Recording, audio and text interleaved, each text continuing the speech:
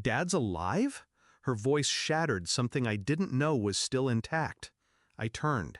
My daughter stood in the hallway, arms trembling, adoption papers crumpled in one small fist. The other pointed at me like I was a ghost. Her eyes searched my face for answers. I said nothing. Not because I didn't have anything to say, but because I was calculating. She held the paper out like it burned. "Mom said you died in a plane crash 3 years ago." Her voice cracked. "But you just signed away your rights last week." I stepped forward. She stepped back. I saw her lips trembling, her whole world unraveling. And behind her, Pete's briefcase. My divorce lawyer. In my house. Again. "Uncle Pete is adopting us tomorrow," she whispered. "He's been here the whole time." Her knees gave out. I caught her before she hit the ground. She was too light, too quiet, and suddenly, so was everything else. I sat in the guest room, the one they never used, the one I used to sleep in before deployments. There was a framed picture on the nightstand. My wife, my daughter, Pete, a little family of 3. My dog tags had been stuffed into a glass jar of beach pebbles, forgotten decoration. I turned them in my hand like a coin flip. The signature on the adoption paper was mine, identical, flawless, dated a week before I landed. I remembered that day, the flight back from Syria, the quiet drive from the base, no one waiting at the gates. She hadn't known I was coming, but Pete had. He always knew. He filed the divorce. He filed everything. She just smiled and signed. And my daughter was handed over like property in a private auction.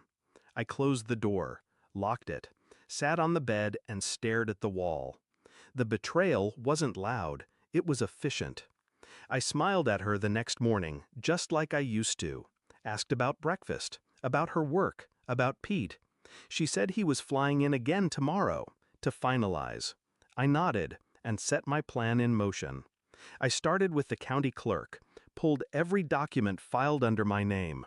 Divorce decree, parental termination, power of attorney. Pete had access to all of it.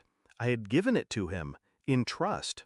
But he'd used it during my last blackout, when I'd been sedated for surgery overseas. I checked the dates. He filed while I was unconscious. I called a contact from JAG, asked quietly if forging a signature from a sedated combat vet was still considered ethical. He didn't laugh. I ran a forensic scan on the documents, got the strokes analyzed. The pen pressure was mine. But the signature? It was lifted, digitally implanted. Perfect, but fake. I sat across from my daughter that evening. She was quiet, her eyes puffy. She wouldn't eat. "Did your mom say anything else?" I asked. She nodded. "She said you gave up, that you didn't want us anymore." I swallowed the acid and smiled. I handed the papers to my wife after dinner. She looked down.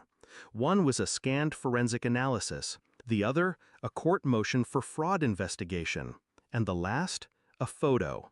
Her and Pete, kissing, in my uniform jacket, the one I'd reported missing 5 months ago. She blinked. Then the mask dropped.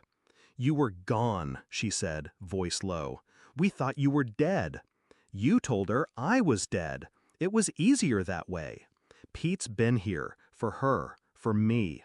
I stared at her, calm, empty. "You forged my signature while I was unconscious." She didn't deny it.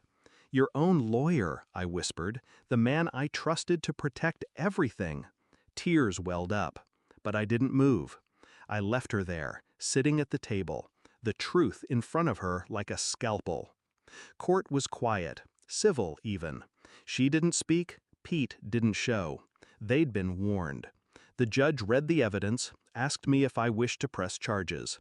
I said no, but I did request something else: full custody, retroactive restoration of parental rights, and a restraining order. She sobbed. I didn't look at her. I just looked at my daughter, who stood beside me, holding my hand like it was the only solid thing left in her world. I walked her out of the courtroom, stopped at the steps, handed her a single envelope. Inside, her birth certificate. Reissued. Father, me. Mother, sealed. We drove away. Not a word spoken.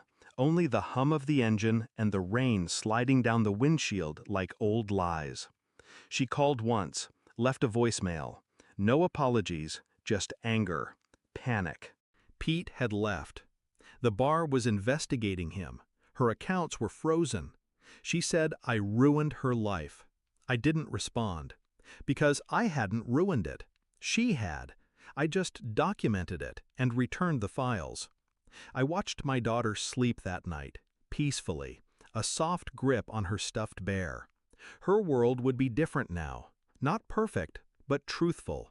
She didn't need to know the details, only that her father never left her, never signed her away, never died. I walked out to the porch, lit a match, dropped the forged documents into the flames, watched them curl and vanish. And in that moment, I realized something. Some wars don't need bullets, just silence, proof, and the right moment to strike.